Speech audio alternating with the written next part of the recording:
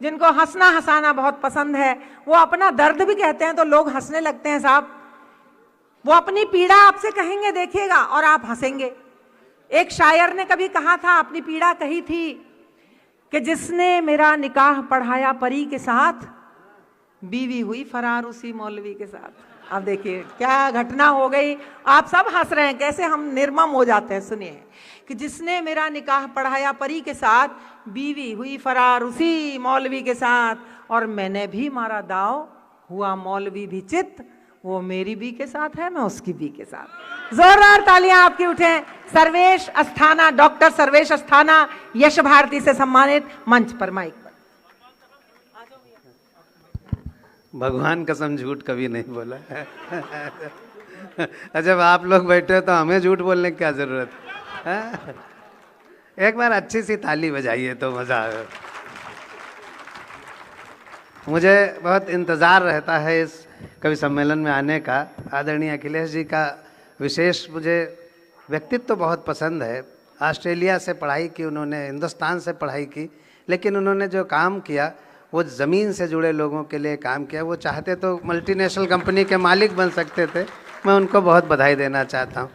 इन्होंने मेरा निकाह परी के साथ करवाया है।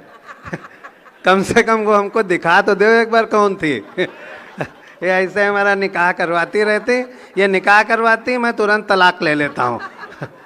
आदरणीय गोप जी बैठे हैं, हमारे दीपक रंजन जी ये वजह हैं जिससे मैं हर साल आपके सामने आता हूँ। वो मेरे भांजे हैं, मैं उनका मामा हूँ। भांजे लोग मामाओं का तरह तरह से इस्तेमाल करते हैं।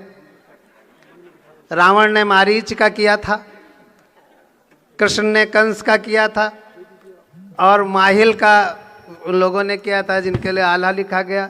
लेकिन हमारे प्रिय दीपक रंजन ने मेरा इस्तेमाल हमेशा अच्छे काम के लिए किया है।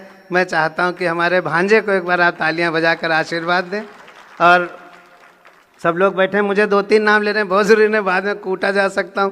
हमारे विधायक जी रविदास मेहरोत्रा जी, हमारे गोप भाई, सुमैया राणा, जूही सिंह जी जिनका मैं बड़ा प्रशंसक हूँ, पूजा, और मंच पर सब तो हमारे लोग हैं, उनके नाम धीरे धीरे ले लिए जाएंगे। मैं बहुत जल्दी काव्य पाठ करूँगा। मुझे अपने साले की लड़के की शादी में जाना है।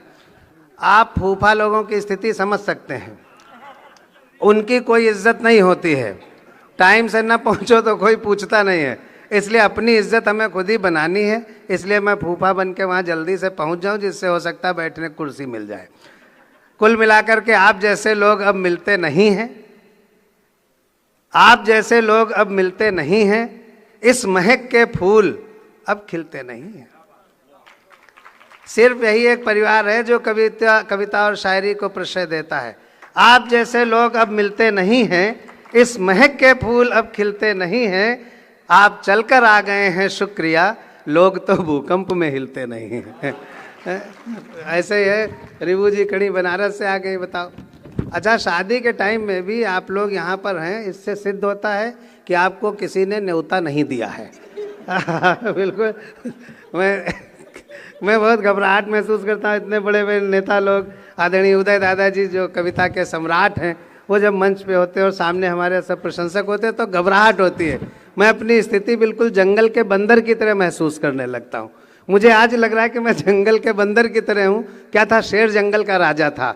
जब देखो तब शेर राजा, जिधर नजर जाए तो शेर ही राजा। जंगल वाले ऊब गए, बोले यार एक ही शासन है, एक ही सत्ता है, मोनोटोनी, बदलाव करो। बोले किसको बदलाव करें? बोले जो खूब एक्टिव हो उसको राजा बनाओ। तो बंदर को जंगल का राजा बना दिया गया। जैसे आज मुझे पहले नंबर पे बुला लिया गया।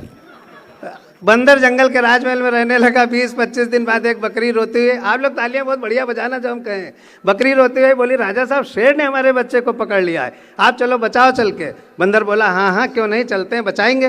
बंदर पहुंचा, देखा शेर बच्चे को दबाए पेड़ के नीचे बैठा है। बंदर दौड़ा, लपक के पेड़ पे चढ़ गया। एक डाल से दूसरी, तीसरी, चौथी, पांचवी, छठी, सातवीं, बकरी रोने लगी। बोली जल्दी बचाइए, पायल सुनना, जल्दी बचाइए नहीं तो शेर खा जाएगा। तो बंदर का जवाब और आपकी घनघोर तालियां। बंदर ने कहा देखो बकरी, तुम्हारा बच्चा बचे या न बचे, हमारी भागदौड़ में कोई कमी हो तो बताओ। बहुत अच्छे। तो हमारी भागदौड़ में कोई कमी नहीं। मैं एक छोटी सी कविता सुना देता हूँ। जैसे हमारी सरिता जी ने कहा है, देश की बड़ी संचालिका हैं, बड़ी कवियत्री हैं वो। उन्होंने कहा है कि कवियों के पास भी टाइम नहीं है। तो मैं एक बहुत छोटी सी कविता सुनाता हूँ। पहले मैं नेताजी को श्रद्धांजलि देने के लिए यूँ कहना चाहता हूँ कि पहली बार दादा उदय प्रताप जी ने जब मुझे इस कार्यक्रम में बहुत वर्ष पहले बुलाया, मैंने एक अपनी शादी के विज्ञापन की कविता सुनाई थी। उस कविता में दहेज के खिलाफ बातें थीं। जब मैं कविता पढ़, मैं बहुत छोटा था तब, नेताजी माइक पर आए, उन्होंने लगभग 15 मिनट तक उस कविता के बारे में बोला और सबसे खड़े होकर के ये शपथ दिलवाई थी कि हम कभी दहेज नहीं लेंगे। तो मुझे हमेशा वो जो दृश्य है वो मुझे बहुत आंदोलित करता है और मुझे बहुत अच्छा लगता है। मैं वही कविता आपको सुनाना चाहता हूँ। एक बार ताली बजा दीजिए। ये मेरे जीवन की एक अच्छी कविता। दीपक सुनना। स्वागत।